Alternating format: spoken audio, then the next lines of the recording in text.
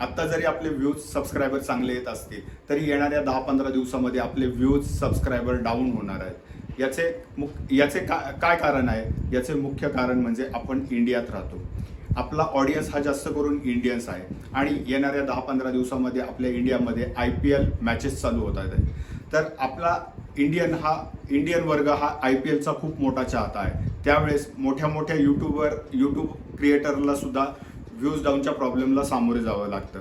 पण असं काय होतं की त्यांचे व्ह्यूज आपल्याला डाऊन झालेले दिसत नाही। तर या IPLच्या मॅचेस जवळजवळ 1.5 महिना चालतात। तर या 1.5 महिन्यामध्ये आपला इंडियन ऑडियन्स बऱ्यापैकी मोबाईल किंवा टीव्हीवरती IPLच्या मॅचेसच बघत असतो। तर हे मोठे यूट्यूब क्रिएटर असं काय करतात की त्यांना कुठलाही IPL असो किंवा इंडियामधले मोठे कुठले सण असू देत, त्यांच्या व्ह्यूजला फरक पडत नाही। असं ते काय करतात? मित्रांनो, मी आज तुम्हाला या प्रॉब्लेमवरती सोल्युशन देणार आहे। नमस्कार मित्रांनो, मी संतोष तुम्हाला या व्हिडिओमध्ये या प्रॉब्लेमवरती सोल्युशन देणार आहे। चला तर आपण या व्हिडिओला सुरुवात करूया। व्हिडिओ शेवटपर्यंत नक्की पहा, तुमच्या प्रॉब्लेमचे सोल्युशन यामध्ये मिळणार आहे।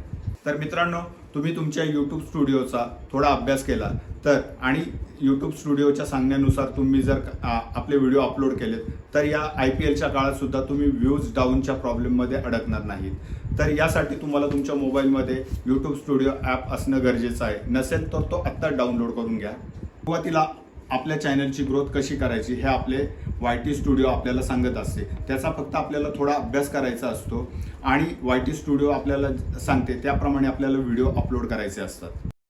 आपण आपल्या मोबाईलमधील यूट्यूब स्टुडिओ ओपन करून त्यातील ॲनालिटिकवर क्लिक करून ऑडियन्सवर यायचे आहे। ऑडियन्सवर स्क्रोल करून व्हॉट युअर ऑडियन्स वॉचवर क्लिक करायचे आहे। आपण ऑडियन्सवर स्क्रोल करून व्हॉट युअर ऑडियन्स वॉचवर क्लिक करायचे म्हणजे आपले ऑडियन्स इतर चॅनलवर काय पाहतात, जे की आपल्या चॅनलवर नसल्यामुळे ते त्या चॅनलवर जाऊन व्हिडिओ पाहतात। तर या व्हॉट युअर ऑडियन्स वॉचमध्ये आपल्याच कॅटेगरीमधील मग तुमचा चॅनल कुठल्याही कॅटेगरीमधील असू द्या, तुमच्या कॅटेगरीनुसार इतर क्रिएटर्सचे व्हिडिओ तुम्हाला बनवायचे आहेत। हे व्हिडिओ तुम्ही बनवल्याने तुमचे ऑडियन्स इतर चॅनलवर जाणार नाही व तुमच्या चॅनलवर हे व्हिडिओ असल्यामुळे इतर ऑडियन्स तुमचे व्हिडिओ पाहिल व व्हिडिओ आवडल्यास नक्कीच सबस्क्रायबर सुद्धा करेल। त्याच खाली channel that your audience watches हा कॉलम येतो। तर मित्रांनो, हा कॉलम आपण ओपन करून वर क्लिक करून तुमचे ऑडियन्स इतर कुणाचे व्हिडिओ पाहतात ते आपल्याला पाहायचे आहे। चॅनलला तुम्ही सबस्क्राईब करून ठेवायचे आहे। करून ठेवा। या लोकांच्या चॅनलवर जाऊन गेल्या 8-10 दिवसांमध्ये या लोकांच्या चॅनलवरील कोणते व्हिडिओ व्हायरल झाला आहे किंवा चांगले व्ह्यूज मिळाले आहेत त्या व्हिडिओचा अभ्यास करून तुम्ही सुद्धा तसेच व्हिडिओ बनवून आपल्या चॅनलवर अपलोड करायचे। मित्रांनो, मी माझं चॅनल सुद्धा अशा काळामध्ये असेच व्हिडिओ बनवून ग्रो केला आहे। या काळामध्ये मित्रांनो, आपल्या मनाला येतील असे व्हिडिओ बनवू नका। भले ते तुमच्या आवडीचा विषय असू दे, पण कृपया असे व्हिडिओ बनवू नका। YT स्टुडिओ तुम्हाला सांगतंय, YT स्टुडिओ तुम्हाला तुमच्या चॅनलची ग्रोथ करायला मदत करत असतं। YT स्टुडिओच्या सांगण्यानुसार तुम्ही तुमची आवड बाजूला ठेवून व्हिडिओ बनवत राहा। रेग्युलर तुम्हाला व्ह्यूज यायला लागले, तुमच्या आवडीनुसार तुम्ही एखादा दुसरा व्हिडिओ अपलोड केला तरी चालेल, पण सुरुवातीला या काळामध्ये शक्यतो YT स्टुडिओ सांगतंय त्याप्रमाणेच व्हिडिओ बनवा। बऱ्याचशा नवीन यूट्यूब क्रिएटर्सचा YT स्टुडिओमधला हा डाटा शो होत नसेल तर त्या मित्रांनी यावेळेस काय करायला पाहिजे हे सुद्धा मी तुम्हाला या व्हिडिओमध्ये सांगणार आहे। मित्रांनो, आपल्या YT स्टुडिओमधील ॲनालिटिक ओपन करून ओव्हरव्ह्यूला क्लिक करायचं आहे। यामध्ये तुम्ही खाली बघू शकता टॉप कंटेंट, हे तुमचेच व्हिडिओ आहेत। गेल्या 28 दिवसामध्ये ज्या व्हिडिओला चांगले व्ह्यूज आलेले आहेत ते व्हिडिओ आपल्याला इथे शो होतात। याला क्लिक केल्यानंतर तुमच्या ज्या व्हिडिओंना जास्त व्ह्यूज आलेले आहेत त्यासारखेच तुम्ही सेम व्हिडिओ परत बनवायचे आहेत। हे ॲज इट इज नाही बनवायचे, त्याच्यामध्ये थोडेफार चेंजेस करायचे।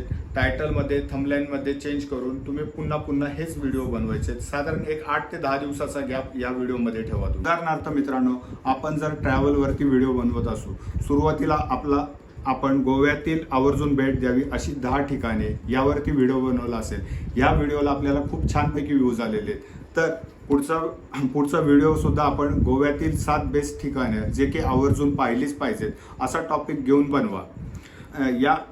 या व्हिडिओचे थंबलाईन टायटल थोडेसे चेंज करा आणि पुन्हा अपलोड करा. यावरती तुम्हाला नक्कीच चांगले व्ह्यूज येणार आहेत. पुढे तुमच्या YT स्टुडिओमध्ये ॲनालिटिकला क्लिक करून ट्रेंड्सवर यायचं आहे. ट्रेंडला क्लिक करून तेथील टॉप सर्चेसमध्ये तुम्हाला सध्या ट्रेंडमधील व्हिडिओ यूट्यूब तुम्हाला बनवायला सुचवत असते. यावरती सुद्धा तुम्ही व्हिडिओ बनवू शकता. तसेच खाली रिसेंट व्हिडिओजमध्ये तुम्हाला तुमच्या कॅटेगरीमधील काही व्हिडिओज दिसतील जे एवढ्यातच अपलोड झाले आहेत आणि ते व्हायरलसुद्धा झाले आहेत. तर तुम्हाला सुद्धा असेच व्हिडिओ बनवायचे आहेत. जर तुम्ही YT स्टुडिओने सांगितल्याप्रमाणे व्हिडिओ अपलोड कराल तर तुम्हाला व्ह्यू डाऊनचा काहीच प्रॉब्लेम येणार नाही किंवा IPLचाही काही फरक पडणार नाही. तुमचे व्ह्यूज आणि सबस्क्रायबर बिलकुल कमी होणार नाही. उलट दिवसेंदिवस तुमचे व्ह्यूज आणि सबस्क्रायबर नक्कीच वाढायला मदत होणार आहे. यामुळे मित्रांनो, तुमचा चॅनल नवा असू दे किंवा जुना, तुम्ही YT स्टुडिओने सांगितल्याप्रमाणे व्हिडिओ अपलोड कराल, हीच प्रॅक्टिस कायम ठेवाल तर तुमचा चॅनल लवकर ग्रो होईल. तुम्हाला व्ह्यूज आणि सबस्क्रायबरची कमी अजिबात जाणवणार नाही. मोठे मोठे यूट्यूबरसुद्धा हेच करतात. ते रेग्युलर YT स्टुडिओ सांगते त्याप्रमाणे प्रॅक्टिस ठेवतात, म्हणून ते आज मोठे आहेत. मित्रांनो, तुम्हाला जर तुमचा चॅनल लवकर ग्रो करायचा असेल तर मित्रांनो ही प्रॅक्टिस तुम्ही रेग्युलर ठेवा. मी सुद्धा माझा चॅनल असाच ग्रो केलेला आहे. व्हिडिओ आवडला असेल तर नक्कीच लाईक करा. तुम्हाला काही प्रॉब्लेम असेल तर तुम्ही मला कमेंट्समध्ये प्रश्न विचारू शकता. त्याला नक्कीच समाधानकारक उत्तर मिळेल. धन्यवाद.